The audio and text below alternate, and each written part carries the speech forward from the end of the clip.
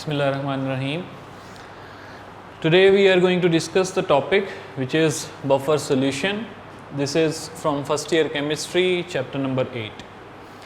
हम लोग आज देखेंगे कि जी बफर सॉल्यूशंस क्या हैं, इसकी टाइप्स क्या क्या हैं और बफर किस तरह से एक्ट करता है। सबसे पहले तो हम बफर सॉल्यूशन की डेफिनेशन की तरफ जो है वो मूव करते हैं। So by definition buffer solution is कि it is a solution which resists a change in its pH। यहाँ पे जो टर्म है resist, this is very important।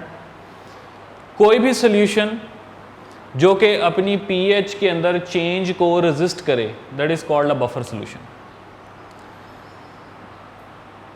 Normally हमारे पास let's say एक we have a beaker of water, उसके अंदर हम कोई भी एसिड HCl, H2SO4 कोई भी एसिड उसके कुछ ड्रॉप्स ऐड करेंगे तो उसकी जो pH है वो एसिडिक हो जाएगी। अगर आप उसकी pH कैलकुलेट करेंगे so it will move below 7।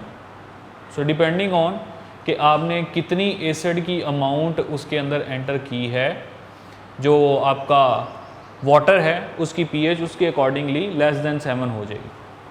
इसी तरह अगर आपके पास लेट्स से एक बीकर है पानी का और उसके अंदर आप सोडियम हाइड्रोक्साइड का सोल्यूशन जो है वो एंटर करते हैं तो आप उसकी pH कैलकुलेट करेंगे तो पता चलेगा कि जी इसकी जो pH है it is above 7। So actually जो वाटर है this is a simple liquid और इसके अंदर एसिड ऐड करने से इसकी pH goes towards acidic side और बेस ऐड करने से इसकी pH goes towards basic side.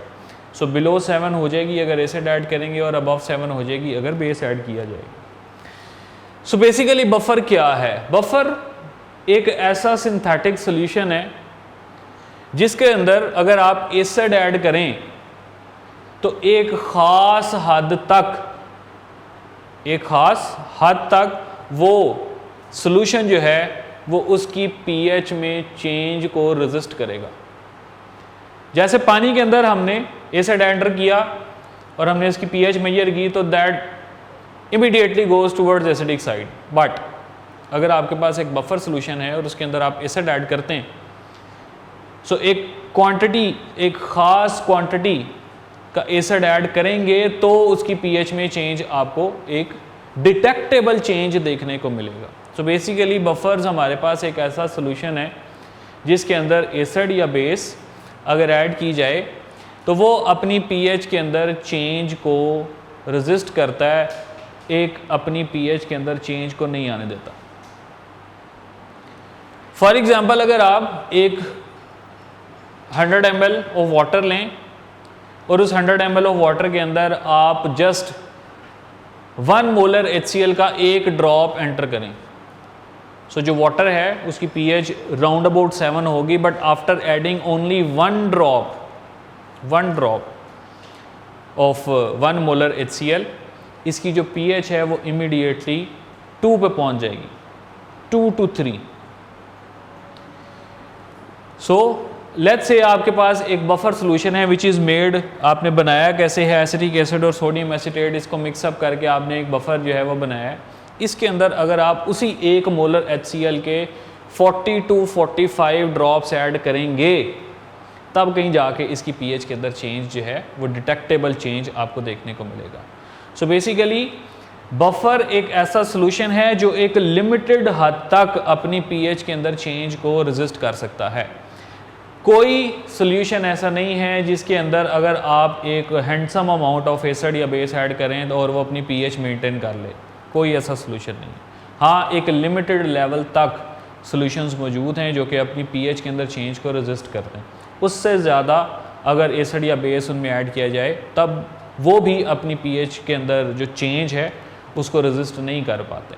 So basically buffer एक ऐसा सॉल्यूशन है जो कि अपनी pH के अंदर चेंज को रेजिस्ट करेगा। डिपेंडिंग अपॉन टाइप्स हमारे पास 2 तरह के बफर सॉल्यूशंस जो हैं वो अवेलेबल हैं। एक हम उनको बोलते हैं acidic buffers and the second one is basic buffer. अब एसिडिक बफर और बेसिक बफर्स इनको बनाया किस तरह से जाता है?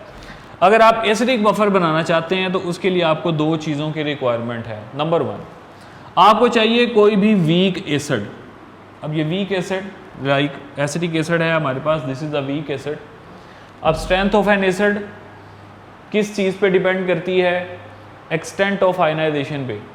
जो चीज़ जितनी आयनाइजेशन अच्छी करे और जितने अच्छे H पॉजिटिव आयंस प्रोड्यूस करेगा वो उतना अच्छा एसिड होगा, और जितने कम H पॉजिटिव आयंस प्रोड्यूस करेगा उसकी एक्सटेंट ऑफ आयनाइजेशन इसका मतलब है कम है, सो वो हमारे पास एक वीक एसिड होगा।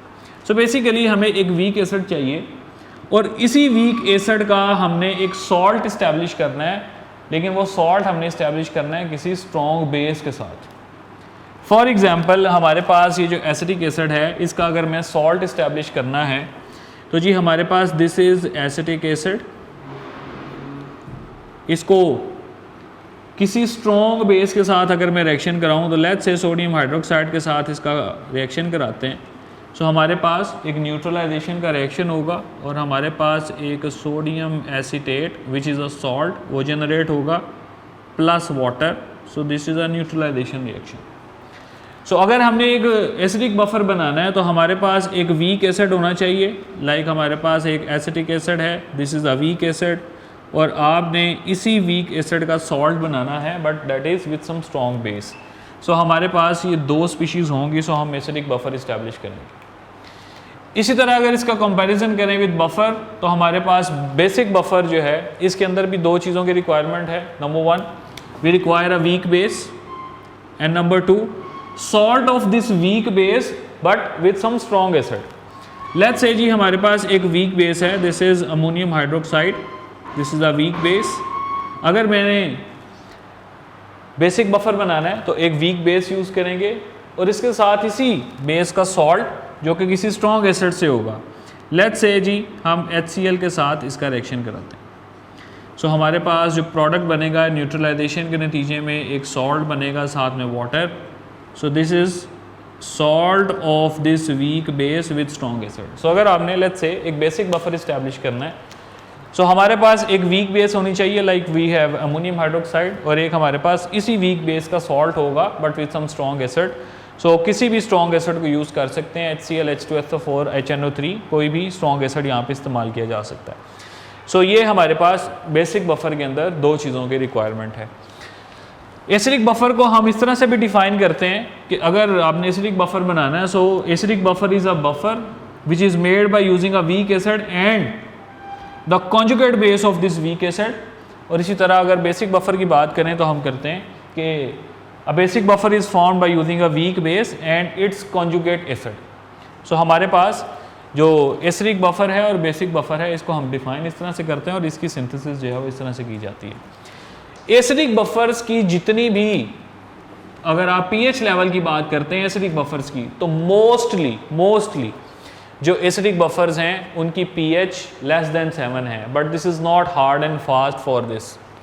बहुत से एसिडिक बफर्स ऐसे भी हमारे पास मौजूद हैं जिनकी जो pH है वो 7+ भी है।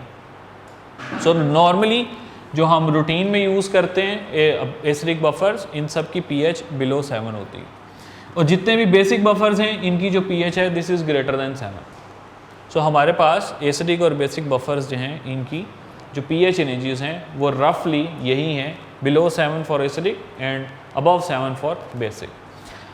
एक एसिडिक बफर की एग्जांपल से हम ये देखते हैं कि एक्चुअली एक एसिडिक बफर वर्क किस तरह से करता है। सो लेट्स से जी आपने एक एसिडिक बफर इस्टेब्लिश किया है जिसके अंदर आपके पास एसिडिक एसिड मौजूद है और आपके पास इस एसिडिक एसिड का सॉल्ट सोडियम एसीटेट जो है वो मौजूद है।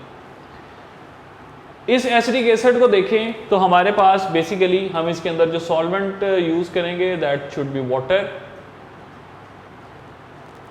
So this acidic acid this ionizes into this acetate ion and H positive ion, and this sodium acetate this ionizes into acetate ion and this sodium ion. अब actually होगा क्या, अगर आप एक बीकर के अंदर आपने एक एसिडिक बफर इस्टेब्लिश किया है इन दोनों को मिक्स करके, सो अगर आप उसके अंदर एक एसिड ऐड करते हैं तो क्या प्रोसेस होगा, एसिड किस तरह से रेजिस्टेंस शो करता है अपनी pH में चेंज में। एक्चुअली जब भी आप किसी बफर में एसिड ऐड करते हैं तो इसका मतलब है you are adding H positive ions, क्योंकि एसिड एक ऐसी स्पीशी है which gives H positive ions. So जब आप उस एसिडिक बफर के अंदर एसिड ऐड करते हैं तो इसका मतलब है आप H पॉजिटिव आयंस की कंसंट्रेशन उसमें बढ़ाते हैं। सो लेट्स से इस बफर में क्या होगा, जैसे ही आप इस बफर के अंदर एक कोई भी एसिड एक्सटर्नली एंटर करेंगे तो यहाँ पे H पॉजिटिव आयन की कंसंट्रेशन जो है वो बढ़ जाएगी। सो जैसे ही ये H पॉजिटिव आयन की कंसंट्रेशन बढ़ेगी सो यहाँ पे ली शैटलियर प्रिंसिपल का कानून जो है वो इम्प्लीमेंट होगा।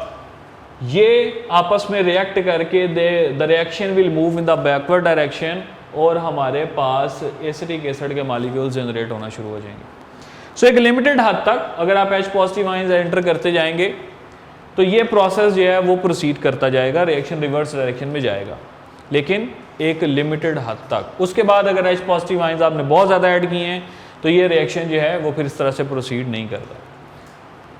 लेट्स से जी आपने उसी बफर में H पॉजिटिव आयन एंटर नहीं किए, एसिड एंटर नहीं किया और आप कोई बेस ऐड करते हैं, तो हम ये पढ़ते हैं कि बेस एक ऐसी स्पीशी है which donates OH negative ions. So actually जब बेस ऐड करेंगे तो उस सूरत में क्या होगा, हमारे पास ये एक बफर सोल्यूशन मौजूद है जिसके अंदर acetic acid dissociates into acetate ion and H positive ions. होता क्या है कि जैसे ही आप बेस एंटर करते हैं तो actually you are adding hydroxide ions into this. So ये जो H पॉजिटिव आयंस हैं they combine with OH negative ions और इसके नतीजे में दे फॉर्म वाटर मॉलिक्यूल्स, और जब ये H पॉजिटिव आयंस कंज्यूम होंगे तो रिएक्शन जो है वो फॉरवर्ड डायरेक्शन के अंदर चला जाएगा। सो ओवरऑल जितने H पॉजिटिव आयंस यहाँ पे कंज्यूम होंगे ये मॉलिक्यूल टूट के उतने H पॉजिटिव आयंस प्रोड्यूस करना शुरू कर देगा ताकि बफर की pH जो है उसके अंदर चेंज ना आए। लेकिन बात फिर वही है कि this is applicable only to a limited extent. किसी भी एसिडिक बफर की अगर pH हमने डिटरमिन करनी है तो हेंडरसन ने एक इक्वेशन दी है which is called pH is equals to pKa plus log salt over acid. और इसी तरह अगर किसी बेसिक बफर की आपने POH फाइंड आउट करनी है सो उसका जो फार्मूला है that is pKb plus log concentration of salt over base. अगर हमने अच्छे क्वालिटी का बफर प्रिपेयर करना है तो हमें एक चीज़ को जहन में रखना है और वो ये है कि कंसंट्रेशन ऑफ सॉल्ट और कंसंट्रेशन ऑफ बेस ये एक दूसरे के मिलते जुलते रफली एक दूसरे से करीब करीब हों तो हमारे पास अच्छी क्वालिटी के बफर्स जो हैं वो प्रोड्यूस होंगे। अगर हमारे पास एक बफर मौजूद है और उसके अंदर हम वाटर ऐड करते हैं सो एक चीज़ कि डाइल्यूशन से जो हमारे पास बफर सोल्यूशन है डाइल्यूशन करने के नतीजे में उसकी pH पे कोई ख़ास चेंज नहीं आएगा। बहुत ज़्यादा डाइल्यूशन करें तो शायद पॉइंट समथिंग उसकी pH में चेंज आए, अदरवाइज़ हमारे पास जो बफर सोल्यूशंस जिस भी pH का मौजूद है चाहे वो एसिडिक है वो बेसिक है उसकी डाइल्यूशन से उसकी जो pH वैल्यू है उसमें कोई ख़ास चेंज नहीं आता। सो ये हमने कुछ बफर जो हैं इनके बेसिक इन्फॉर्मेशन जो है उसके बारे में जो है वो हमने डिस्कस किया है। सो this is all about buffers. Buffer क्या है, टाइप्स क्या है और किस तरह से एक्ट करते हैं। Thank you.